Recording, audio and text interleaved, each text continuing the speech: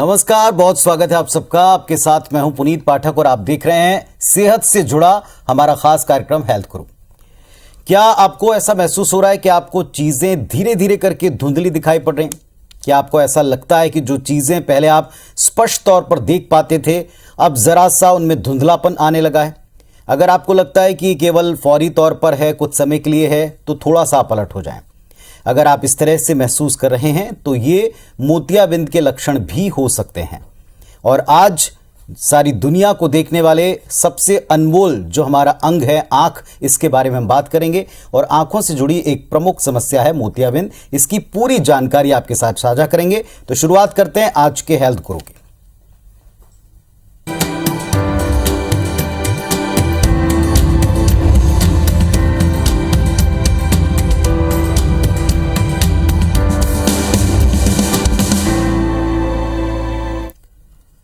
और मोतियाबिंद के बारे में ज्यादा जानकारी के लिए हमारे साथ हर बार की तरह आज एक एक्सपर्ट मौजूद हैं। NHMMI की senior cataract cornea specialist doctor Sonal Vyas ji हमारे साथ में यहाँ आ चुकी हैं, जुड़ चुकी हैं। डॉक्टर साहब नमस्कार, बहुत बहुत स्वागत है आपका हेल्थ गुरु में। नमस्कार डॉक्टर साहब से हम चर्चा की शुरुआत करें, इसके पहले अपने दर्शकों को भी बता दें कि आज आपके पास में एक सुनहरा मौका है। आप भी अगर चाहें तो जो फोन नंबर हम आपको टीवी स्क्रीन पर फ्लैश कर रहे हैं, इस पर आप सीधे अभी मोतियाबिंद या आंखों से जुड़ी किसी प्रॉब्लम को लेकर अपनी बात सीधे डॉक्टर साहब से पूछ सकते हैं। नंबर आपके स्क्रीन पर है, आप डायल करें और सीधे नाम बताकर अपनी समस्या बताएं ताकि हम आपका समाधान दे पाएं। डॉक्टर साहब, मोतियाबिंद के बारे में थोड़ा सा बताएं। जैसे हमने शुरुआत में कहा, धुंधलापन से ही क्या इसकी शुरुआत होती है, कैसे इसकी शुरुआत होती है? जी, बिल्कुल सही कहा आपने। मोतियाबिंद जो कि एक एज रिलेटेड प्रॉब्लम है, ये एज के साथ होती ही है, हमें भी होना है, हर किसी को होना है। लेकिन कई बार कुछ रीजंस होते हैं जैसे कि चोट लगना या यूवेटिस, या कई बार पेशेंट स्टेरॉइड एक दवाई होती है जिसे ज़्यादा यूज़ करते हैं, तब भी मोतियाबिंद उम्र से पहले हो सकता है। बच्चों में भी हो सकता है मोतियाबिंद, जिसे कंजेनाइटल कैटरेक्ट कहते हैं। तो सबसे पहला लक्षण, जैसा आपने बताया, सबसे पहला लक्षण धुंधला दिखना होता है। इसके अलावा कई मरीजों को डबल भी दिखने लग जाता है। कई लोगों को रात में जब हम नाइट ड्राइव पे जाते हैं तो वो हेडलाइट बहुत ज़्यादा चौंधियाने लगती हैं, ये भी एक कॉमन सिम्टम है। इसके अलावा अगर 50-50 प्लस के बाद आपका नंबर बार बार बदल रहा है तो फिर आपको थोड़ा सा सावधानी रखनी है, आपको आइस चेकअप करानी है। ये भी मोतियाबिंद का लक्षण हो सकता है। डॉक्टर साहब, ये लक्षण अगर आपको दिखाई पड़े तो कितने समय तक, क्योंकि शुरुआत में हम सबकी आदत होती है कि हम ये मानकर चलते हैं कि शायद ज़्यादा स्ट्रेस हो गया, ज़्यादा काम कर लिया, ज़्यादा लाइट एक्सपोजर हो गया, या ज़्यादा हम धूल में चले गए, इस वजह से हमको धुंधला दिख रहा है। लेकिन कितने वक्त तक आपको थोड़ा धैर्य करना चाहिए और फिर फौरन डॉक्टर के पास जाना चाहिए? अलार्म क्या है? मेरे हिसाब से आपको वेट नहीं करना चाहिए। अभी सारे ऑफ्थल्मोलॉजिस्ट आपके आसपास सभी अच्छे डॉक्टर्स उपलब्ध हैं, जो भी आपके निकटतम जो भी हो आई स्पेशलिस्ट। आपको कुछ भी लक्षण लगे आपको तुरंत चेक कराना चाहिए, क्योंकि सिर्फ मोतियाबिंद ही नहीं, हो सकता है कोई और प्रॉब्लम है जो आपको समझ में नहीं आ रही है। तो मैं तो यही सलाह दूंगी कि आपको बिल्कुल भी इंतजार नहीं करना है, रुकना नहीं है। एक बार अपने डॉक्टर से मिलिए, वो आपको बताएंगे कि रोशनी कम होने का कारण क्या है। अगर मोतियाबिंद शुरुआती अवस्था में होगा तो वो चश्मे का नंबर देख के आपको ट्रीट कर सकते हैं, और अगर कोई और भी तकलीफ हुई तो वो उसका इलाज करेंगे। तो मेरे हिसाब से वेट नहीं करना है, तुरंत ही आपको चेकअप तो जरूर कराना है। चलिए, आप सभी दर्शकों से हम यही रिक्वेस्ट करते हैं कि आप वो नंबर नोट कर लें। अगर आप रायपुर के बाहर से फोन कर रहे हैं तो 0771 ये यहाँ का कोड अप्लाई करें और उसके बाद 400877 पर आप अभी कॉल करके डॉक्टर सोनल व्यास जी से सीधे भी अपनी बात कर सकते हैं। पहले कॉलर हमारे साथ में जुड़ रहे हैं विष्णु जी। विष्णु जी, बताएं कहां से आप हैं और क्या पूछना चाहते हैं? विष्णु जी, पहले तो टीवी का साउंड बंद कर दें, फोन पर ही हमसे बातचीत करें। नमस्कार, अपना सवाल सीधे पूछें। चलिए, संभवतः उनसे जी पूछें, अपना सवाल पूछें। मेरा सवाल यह है कि मोतियाबिंद अगर हो जाता है तो ऑपरेशन कब कराना चाहिए? विष्णु जी नमस्कार, आपका सवाल बहुत ही अच्छा है। हमें मोतियाबिंद का ऑपरेशन कब कराना चाहिए, क्योंकि ये सबसे कॉमन क्वेश्चन है। जब भी हम मरीज से मिलते हैं, पेशेंट हमसे यही पूछता है, मैम अभी रुकना है, तुरंत कराना है? क्योंकि एक थोड़ा एक कंसेप्ट है ओल्ड पुराने जमाने का कि मोतियाबिंद के पकने का इंतजार करना चाहिए, लेकिन मैं आप लोगों को बताना चाहूंगी कि मोतियाबिंद के पकने का इंतजार हमें बिल्कुल नहीं करना है। जिस दिन आपको लगे कि आपकी दैनिक दिनचर्या के जो काम है वो अफेक्ट हो रहे हैं, आप रूटीन काम में प्रॉब्लम हो रही है, आपके चश्मे का नंबर से भी आपको रोशनी पूरी नहीं आ रही है, तो आपको तुरंत ही ऑपरेशन कराना है। कारण इसका ये है कि आज हमारे पास बहुत एडवांस टेक्निक है। आज जो हम ऑपरेशन करते हैं उसे हम फेको इमल्सिफिकेशन, और जिसे आप लोग लेजर सर्जरी कहते हैं, जनरल पब्लिक उसे लेजर कहती है। तो इसमें जो हम चीरा लगाते हैं, जो हमारा इंसिजन होता है, वो हार्डली 2.5 to 3 मिलीमीटर से भी कम साइज का होता है। तो पहले के जमाने में जो ऑपरेशन होता था उसमें काफी बड़ा चीरा लगता था, 7 से 8 मिलीमीटर का, लेकिन अब हम छोटे से चीरे से ऑपरेशन कर रहे हैं और फेको के द्वारा कर रहे हैं। तो आप इमेजिन करिए कि कोई मोतियाबिंद कोई चीज है जिसे आपको छोटे से छेद से निकालना है, तो वो जितनी नरम होगी, सॉफ्ट होगी, उससे मशीन उतने इजीली कट करेगी। वो जितनी हार्ड हो जाएगी, मशीन को उतना ही ज्यादा एनर्जी या पावर लगाना होगा।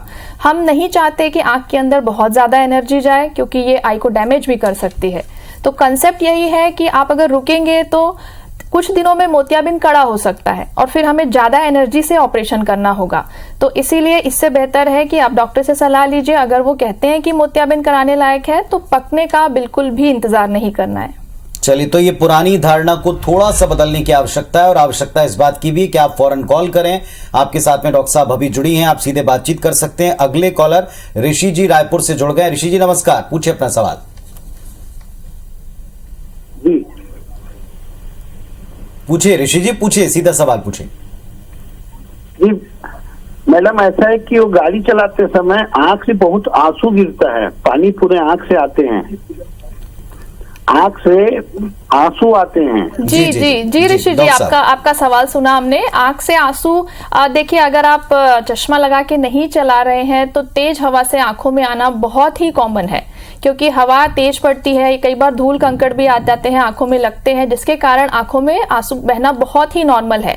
आप सबसे पहले तो एक जो अपना सन ग्लासेस होते हैं, जब भी ड्राइव कर रहे हैं, अगर 2 व्हीलर है तो उसके सन ग्लासेस लगा के करिए।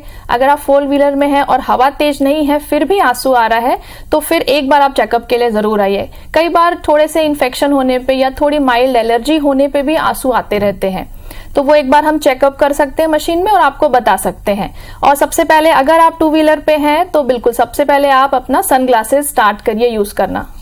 चलिए, तो ये कॉमन सावधानियां जो आपको अपनी आंखों की सुरक्षा के लिए वैसे भी करनी चाहिए। आप सब अपने कॉल्स करते रहिए, और एक और नंबर जो आप फ्लैश होते देख रहे हैं, ये आप डॉक्टर साहब से मिलने के लिए अपना अपॉइंटमेंट इस नंबर पर फिक्स कर सकते हैं। इस कार्यक्रम में आप सीधे भी बात कर सकते हैं। डॉक्टर साहब, अभी आपने पद्धतियां बताई कि हम कैटरेक्ट का या मोतियाबिंद का किन किन तरीकों से उपचार कर सकते हैं, कैसे कैसे उनका ऑपरेशन हम कर सकते हैं, ये डिसाइड कैसे करते हैं, किस आधार पर करते हैं, एज के अकॉर्डिंग या कितना मोतियाबिंद है, कौन सी अवस्था में, उसके मुताबिक? ये भी बहुत अच्छा क्वेश्चन है। हम पहले चेकअप करते हैं पेशेंट का कि आंखों की रोशनी कैसी है। शुरुआत, सबसे पहला क्वेश्चन कि मरीज कितना परेशान है, उसे सिम्टम्स कितना परेशान कर रहे हैं। अगर हो सकता है वो ड्राइवर है बाय ऑक्यूपेशन और वो रात में गाड़ी बिल्कुल नहीं चला पा रहे हैं, हम चेक करते हैं मोतियाबिंद बहुत अर्ली स्टेज में है, लेकिन क्योंकि वो पेशेंट के जॉब को, उसके रूटीन काम को अफेक्ट कर रहा है, तो हम बिल्कुल उसे ऑपरेट करते हैं। सेकंड, हम देखते हैं कि ग्रेडिंग कैसी है, कितना ग्रेड तक आ गया है, अर्ली है, ये बहुत ही शुरुआती अवस्था है। दूसरा, जैसा रोशनी मैंने बताया, रोशनी से चेक करते हैं। रोशनी हम देखते हैं कि चश्मा नंबर, प्रॉपर चश्मा नंबर देने के बाद भी अगर मरीज की रोशनी क्लियर नहीं होती है तो ये भी एक इंडिकेशन है कि अब इन्हें मोतियाबिंद की जरूरत है। किस एज ग्रुप में, क्योंकि आजकल हम देख रहे हैं लाइफस्टाइल जो जो बदल रहे डॉक्टर साहब, बहुत ऐसे रोग हैं जो लेट स्टार्ट होते थे लेकिन अब थोड़ा जल्दी होने लग गए हैं। लोग आंखों का इस्तेमाल पहले केवल काम के लिए करते थे, अब television, mobile and so on, कितने सारे ऑप्शन हो गए हैं जिसमें लोगों की आंखें सीधे तौर पर एक्सपोज होती, यूज होती। क्या ये अवस्था जो शुरुआत होती कैटरेक्ट की और जल्दी हो गई है? जी बिल्कुल, अभी काफी ज्यादा ये देखने को मिल रहा है कि पहले जो मोतियाबिंद 60+, 65+ में होता था, लेकिन आजकल 55-60 में भी हमारे पास मरीज आते हैं जिन्हें कैटरेक्ट डेवलप हो गया है। जैसा कि आपने बताया, लाइफस्टाइल चेंज ये बहुत इंपॉर्टेंट फैक्टर है। इसके अलावा डायबिटीज, हाइपरटेंशन, ये जो बीमारियां हैं ये भी आजकल बहुत कॉमन हो गई हैं। तो मोतियाबिंद नॉर्मल इंसान में अगर 60+ में होने वाला है, अगर उसे साथ में डायबिटीज है तो फिर उसे मोतियाबिंद बहुत अर्ली हो जाता है। तो एक डायबिटीज बहुत बड़ा फैक्टर है। डायबिटिक मरीजों को तो और भी मैं बोलूंगी वेट नहीं करना चाहिए, सर्जरी को डिले नहीं करना चाहिए, क्योंकि डायबिटिक पेशेंट्स का जो मोतियाबिंद होता है वो बहुत ज्यादा हार्ड होता है। तो उन्हें जिस दिन पता चले उन्हें तुरंत ही प्लान करना चाहिए। ऐसा भी नहीं है कि अगर हमें डॉक्टर ने बताया, हमें आज पता चल रहा है कि आज मोतियाबिंद है और आप कल ही ऑपरेशन करा लें, इतनी इमरजेंसी नहीं होती है। आप घर में सलाह करके डिस्कस करके हफ्ते 10 दिन में आराम से प्लान कर सकते हैं। डॉक्टर साहब, जब कभी कोई पेशेंट आपके पास पहुंचता है कैटरेक्ट्स को लेकर के, तो क्या मोतियाबिंद के ऑपरेशन के पहले, जैसे आपने कहा, आप डिस्कस कर सकते हैं, अवस्थाएं हैं और क्या और कितनी आपको जरूरत है, इन सब के आधार पर आप तय करते हैं। लेकिन जो ट्रीटमेंट है इसका एक अगला स्टेप होता है कि आप इसमें लेंस डालें। लेंस को लेकर बहुत सारे कंफ्यूजन्स हैं या बहुत सारे मिथ्स हैं, थोड़ा इनके बारे में बताएं। क्या सबको लेंस पड़ता है, सबको एक जैसा लेंस लगाना पड़ता है?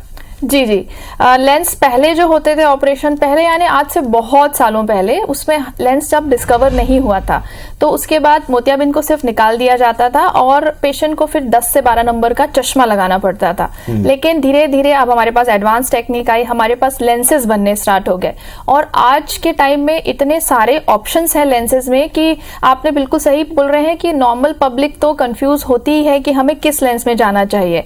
तो इसका जो हम डिसाइड करते हैं, लेंसेज की वैरायटी है। वैरायटी अगर देखें तो मोनोफोकल से लेके मल्टीफोकल, टॉरिक, ईडॉफ, ये सारे ऑप्शंस हैं लेंसेज में। लेकिन किसे कौन सा लेंस लगना है ये मरीज के उसकी लाइफस्टाइल पे डिपेंड करता है और डॉक्टर, ये दोनों को मिलके डिसाइड करना होता है कि आपके लिए कौन सा लेंस बेस्ट है। अगर आप, क्योंकि कई चीजें जो आप नहीं समझेंगे वो हमें आपको समझानी होंगी कि देखिए ये लेंस का फायदा ये है, इस लेंस के नुकसान ये है, आप इस लेंस के लिए परफेक्ट कैंडिडेट है या नहीं। ये भी बहुत सी चीजें होती हैं जो डॉक्टर और एक पेशेंट आपस में मिलके अपने बजट के हिसाब से आराम से बैठ के डिसाइड करते हैं। तो ये बहुत इंपॉर्टेंट चीज है, आपको थोड़ा सा टाइम देना चाहिए लेंस को डिसाइड करने में, क्योंकि लेंस जो एक बार आंख में डल जाता है, ना हम उसे चेंज करते हैं ना हम उसे निकालते हैं। तो ये एक बार डला वो लाइफ लॉन्ग आपकी आंख में रहने वाला है। तो मेरे हिसाब से थोड़ा टाइम आप लीजिए, डॉक्टर का टाइम लीजिए, डिस्कस करिए। और लेंस तो सभी में डालना पड़ता है। और लेंस जो होते हैं वो, जैसा आपने पूछा कि क्या सबके एक ही लेंस होते हैं, नहीं, लेंस कस्टमाइज होता है। कस्टमाइज मीन्स मेरे आंख का जो पावर है वो अलग होगा, आपकी आंखों के पावर अलग हैं। तो हर एक पेशेंट के आंख के लेंस का पावर हम मशीनों से कैलकुलेट करते हैं। वो उसमें भी बहुत ज्यादा एडवांसमेंट आ गया है, बहुत एडवांस मशीनें हैं जो परफेक्ट लेंस का पावर कैलकुलेट करती हैं। तो हर एक पेशेंट का लेंस कस्टमाइज होता है, उसे हम पहले कैलकुलेट करते हैं और उसी पावर का लेंस डालते हैं। तो पहला तो पावर, दूसरा डिजाइन और कौन सा टाइप, ये 2-3 चीजों को डिस्कस करना बहुत जरूरी होता है।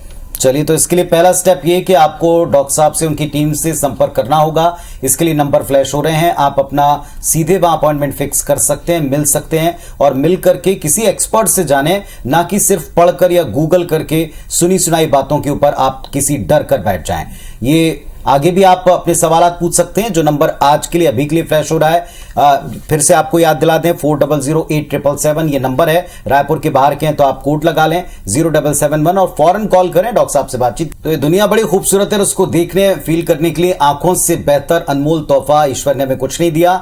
आंखों में मोतियाबिंद हो जाए तो सब चीजें धुंधली दिखती हैं और इसी का निदान लेकर आज हमारे साथ में NHMMI super speciality hospital Raipur से senior cataract cornea specialist doctor Sonal Vyas ji हैं, जिनसे हम चर्चा कर रहे हैं। आप भी सीधे सवाल पूछ सकते हैं, नंबर आपके स्क्रीन के ऊपर है। और इस वक्त धनंजय रायगढ़ से हमारे साथ में जुड़े हैं। धनंजय जी नमस्कार, अपना सवाल पूछें। मेरा सवाल ये है मैडम, एक बार ऑपरेशन होने के बाद दोबारा ऑपरेशन कर सकते हैं?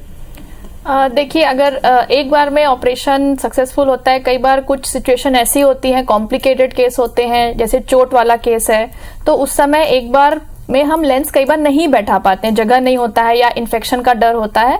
तो उस केस में सेकेंड ऑपरेशन करके हम लेंस बैठा सकते हैं, उसे अपनी पोजीशन पे रख सकते हैं। और अगर रूटीन नॉर्मल कैटरेक्ट सर्जरी में नॉर्मली इसकी जरूरत नहीं पड़ती है सेकेंड सर्जरी की, एक बार में सेटल हो जाते हैं सब चीजें।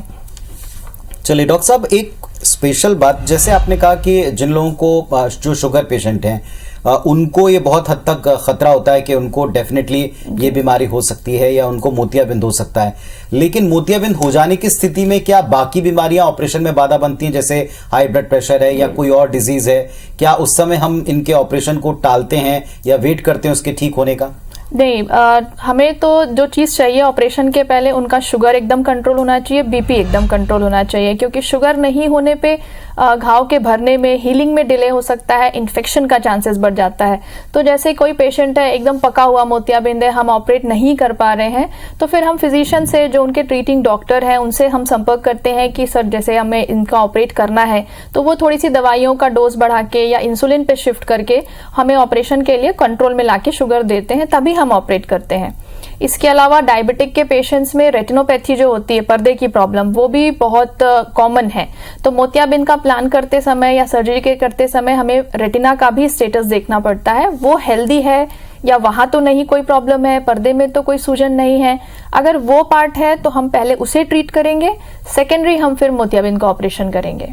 जनरल एक्सपीरियंस अभी तक डॉक्टर साहब आपका क्या कहता है? आप दशकों से लगातार इस काम को कर रहे हैं, क्या कई दफा हमने ये सुना है और सुनी सुनाई बातों से लोग ज्यादा डरते हैं, ये सुना है लोग कंप्लेन करते हैं कि एक बार लेंस डलवाया था लेकिन फिर दोबारा से धुंधला दिखना शुरू हो गया, फिर से प्रॉब्लम होने लग गई, क्या और किस तरह की प्रॉब्लम वहां होती है ऐसे केसेस में? पहले ये कॉमन समस्या थी, क्योंकि पहले जो लेंसेज होते थे इसके एक मटेरियल होता है हाइड्रोफोबिक एंड हाइड्रोफिलिक। तो जो पहले के जो लेंसेज होते थे वो हाइड्रोफिलिक होते थे, जो पानी, फिलिक यानी अट्रैक्ट कर लेते हैं, तो वो लेंस के पीछे जिसे हम आफ्टर कैटरेक्ट कहते हैं वो काफी डेवलप होता था। आज हमारे पास जो लेंसेज हैं उनमें ये, तो उसमें जो आफ्टर कैटरेक्ट डेवलप होता था उसमें रोशनी धुंधली होती थी, जिसे हम याग मशीन, एक याग लेजर होता है, उससे हम साफ कर लेते हैं, ओपीडी प्रोसीजर है। लेकिन अभी हमारे पास जो लेंसेज है उसमें ये समस्या बिल्कुल भी नहीं देखने को मिलती है। हाँ, ये जरूर हो सकता है कि आप डायबिटिक हो, ऑपरेशन के बाद आपकी डायबिटीज कंट्रोल नहीं रही हो, पर्दे में सूजन आ गई हो, या कोई और किसी और चीज की वजह से अगर रोशनी कम होती है तो हम उसका ट्रीट करते हैं। लेकिन अगर लेंस मोतियाबिंद सर्जरी एक बार हो गई है तो उसके बाद अब ऐसा कोई कारण बचता नहीं है जिससे कि फिर से मोतियाबिंद वाले रीजन से आपकी रोशनी कम हो। मतलब आंखों में और भी कई हिस्से हैं, स्पेशली अगर अनकॉम्प्लिकेटेड सर्जरी है, एकदम सिंपल केस है, तो इसमें तो आई थिंक कॉम्प्लिकेशन रेट बहुत बहुत ही कम हो गया है, क्योंकि आज हम बहुत एडवांस टेक्निक से सर्जरी करते हैं, स्टर्लिटी का ध्यान रखते हैं और बहुत ही एडवांस तरीके के लेंसेज डालते हैं। चलिए, तो आप मिथ के ऊपर ना जाएं, आप सुनी सुनाई बातों पर ना जाएं, इसलिए मैं सवाल लगातार पूछ रहा हूं डॉक्टर साहब से। डॉक्टर साहब, एक लाइव आई डोनेशन के बारे में, जो संभवतः रायपुर छत्तीसगढ़ में पहली दफा हुआ है कि किसी जीवित व्यक्ति की ये हमने ट्रांसफर की, थोड़ा सा इसके बारे में बताएं और आई डोनेशन के महत्व के बारे में बताएं। जी जी बिल्कुल, ये जो अभी आप केस बता रहे हैं ये अपने आप में बहुत ही अनोखा और लोगों के लिए बहुत प्रेरणादायक केस है। ये हमारे NHMMI के इमरजेंसी डिपार्टमेंट में एक पेशेंट आए थे, मिस्टर विनोद चोपड़ा, और वो उनके साथ उनका बेटा आया था एक रोड ट्रैफिक एक्सीडेंट के बाद। तो जो पेशेंट आए थे उनके सर पे, आंखों में काफी गंभीर चोटें थी, स्थिति थोड़ी ठीक नहीं थी, और लेकिन जो इंटरेस्टिंग या रेयर बोलना चाहिए चीज ये थी कि उनकी आंखें पूरी तरीके से बाहर निकल गई थी, जिसे उनका बेटा बिल्कुल हाथ में लेकर आया था सही सलामत, ये सोच के कि शायद वो आंख हम वापस उनको लगा सकते हैं। लेकिन हम तो पूरी की पूरी आंख को फिर से ट्रांसप्लांट नहीं कर सकते। जो आंखों का जो कॉर्निया होता है, जिसे हम पुतली कहते हैं, केवल उसी का ट्रांसप्लांट होता है। तो उन मरीज के फैमिली मेंबर्स को हमने जब बताया कि हम ये आंख नहीं लगा पाएंगे, इसको आप चाहें तो किसी को डोनेट करेंगे तो शायद कोई और दुनिया देख सकता है। तो फैमिली मेंबर्स काफी सपोर्टिव थे, उन्होंने वो आई डोनेट के लिए उन्होंने अपनी सहमति भी दी डोनेशन के लिए। तो वो आई को हमने डोनेट कराया, जो किसी एक पर्सन को भी लगी है और जिसकी भी बहुत अच्छी रोशनी है। तो ये एक आई बैंक में डोनेशन हुआ है इसका, और जो पेशेंट है वो और उनके रिलेटिव वो काफी पॉजिटिव, काफी अच्छे थे। और ये चूंकि इसमें ये रेयर ये है कि आंखें जो होती है वो मृत्यु के पश्चात दान की जाती हैं, आपने सुना ही होगा, डेथ के बाद डोनेशन होता है। इसमें जो नया था वो ये था कि पेशेंट एक लिविंग डोनर था, यानी उन्होंने जीवित रहते हुए अपनी एक आंख डोनेट की है, जो शायद छत्तीसगढ़ में तो है ही पहला, और इंडिया और वर्ल्ड में भी कुछ गिने चुने केसेस में से एक है। जी, चलिए, इसके लिए आपको और आपकी पूरी टीम को बड़ा साधुवाद, जिस तरीके से आपने इसको करवाया है। एक बड़ा ही मानवीय ह्यूमन काम था। ममता जी इस वक्त हमारे साथ जुड़ी, ममता सिंह महासमुंद से। ममता जी नमस्कार, पूछिए सवाल।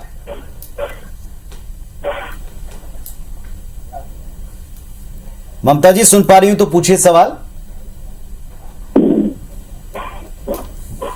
चलिए, संभवतः ममता जी से बात। एक और बात, जैसे हम आंखों की रोशनी कम होने को लेकर के ये मानकर चलते हैं कि अगर हमें धुंधला दिख रहा है, रोशनी कम हो रही है, मतलब निश्चित तौर पर मोतियाबिंद। ये भी मानकर चलते हैं मिथ के तौर पर कि अभी हमारी उम्र अगर 45-50 के पार नहीं तो हमको हो ही नहीं सकता है। इन पेशेंट्स को आपकी क्या सलाह है? लोग घर पे घरेलू इलाज करते हैं, बहुत सारे ड्रॉप्स मेडिकल से लेकर डालते हैं। जी जी बिल्कुल, काफ़ी लोगों को लगता है कि क्योंकि हम एक्सेप्ट नहीं करते कि हमें कुछ बीमारी होगी, ये हम मानते हैं, तो मोस्टली लोगों को ये लगता है कि सिर्फ चश्मे का नंबर है, हम सिर्फ चश्मे के नंबर के लिए आए हैं। मतलब ये कॉमन टेंडेंसी है कि चश्मा नंबर ही बदला होगा, कोई सीधा ये नहीं सोचता कि मुझे मोतियाबिंद हुआ होगा या कोई और बीमारी हुई होगी। तो ऐसे केसेस में मैं ये बोलना चाहूँगी कि 40 की एज के बाद, 40 के बाद आपको स्पेशल केयर की ज़रूरत है। साल में एक बार आपको अपने आंखों की पूरी चेकअप करानी है। पूरे चेकअप में ये होता है पूरे चश्मे का नंबर, पर्दे की जांच, आंखों के प्रेशर का जांच, ये सारी जांच करनी ज़रूरी है। क्योंकि हम एक वर्ड यूज़ कर रहे हैं मोतियाबिंद। मोतियाबिंद आम पब्लिक सफ़ेद और काले मोतियाबिंद में बहुत कंफ्यूज होती है। सफेद मोतियाबिंद वही है जिसके बारे में डिस्कशन चल रहा है, जिसे कि कैटरेक्ट कहते हैं। लेकिन काला मोतियाबिंद जो होता है वो थोड़ी सी खतरनाक बीमारी है, क्योंकि इसमें जो डैमेज होता है वो इरिवर्सिबल है। तो अगर काला मोतियाबिंद है तो वो अलग चीज है। सफेद मोतियाबिंद है जिसका इलाज आज की टेक्निक, आज के एडवांस टेक्निक, बहुत अच्छी सर्जरीज पॉसिबल है। लेकिन काला मोतियाबिंद में आपको बहुत केयरफुल रहना है। और ये सारी आंख की बीमारियां 40 के बाद होती हैं। तो दर्शकों को मेरा यही सलाह रहेगा कि अगर आपने 40 ईयर की एज क्रॉस कर ली है, आप बिल्कुल ईयरली एनुअल अपना आई चेकअप कराइए। चलिए, तो लाइफस्टाइल बदली है, समय के साथ में आपके काम करने का तौर तरीका बदला है। आज आप जिन मशीनों पर काम कर रहे हैं, जिन इक्विपमेंट्स के साथ काम कर रहे हैं, उनका तरीका बदला है। हर जगह आपको ये ब्लू स्क्रीन्स मिलते हैं। तो फिर आपको ये भी समझना है कि आपको एक नई आदत अपनी जीवन शैली में डालनी है। रेगुलर साल में एक बार चेकअप की, स्पेशली अगर आप 40 से अधिक हैं, जैसे डॉक्टर साहब बता रही हैं। सुनी सुनाई बातों पर, मिथ पर या सिर्फ गूगल करके, सिर्फ थोड़े अधूरे ज्ञान से आप काम ना करें। ये कार्यक्रम इसी दिशा में था। डॉक्टर साहब, बहुत धन्यवाद आपका इतनी सारी इंफॉर्मेशन हमारे दर्शकों को कैटरेक्ट के बारे में देने के लिए। धन्यवाद।